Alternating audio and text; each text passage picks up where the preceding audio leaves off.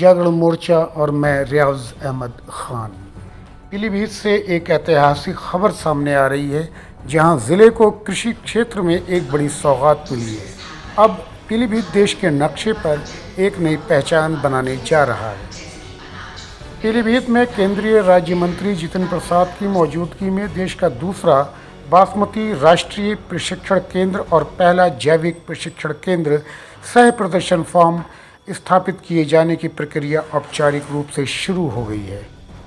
ये महत्वाकांक्षी परियोजना राज्य कृषि फार्म टांडा बिजेसी पीलीभीत खटीमा मार्ग पर विकसित की जाएगी, जहां अत्याधुनिक सुविधाओं से युक्त प्रशिक्षण केंद्र और डेमो फार्म तैयार किया जाएगा। प्रावधान के तहत भूमि को जैविक में शीघ्र परिवर्तित करने की संभावना, किसानों को एक उत्पादक समूह से दूसरे उत्पादक समूह में स्थानांतरित करने या नया समूह बनाने की प्रक्रिया सुगम करी जा रही है।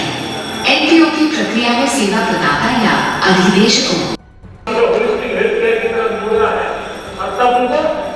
ऑर्गेनिक फूड जो उनकी प्रथम पसंद बनी, आज विश्व के लिए ऑर्गेनिक फूड का अगर कोई परियोजना के लिए लीज डीड और एमओयू की प्रक्रिया पूरी कर ली गई है, जिससे अब निर्माण कार्य का रास्ता पूरी तरह साफ हो गया है।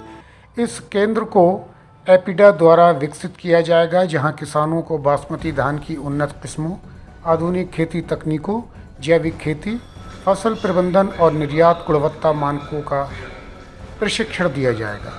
साथ ही प्रदर्शन फार्म के जरिए किसानों को नई तकनीकों का व्यावहारिक ज्ञान भी मिलेगा, जिससे वे सीधे तौर पर अपनी खेती में सुधार कर सकते हैं।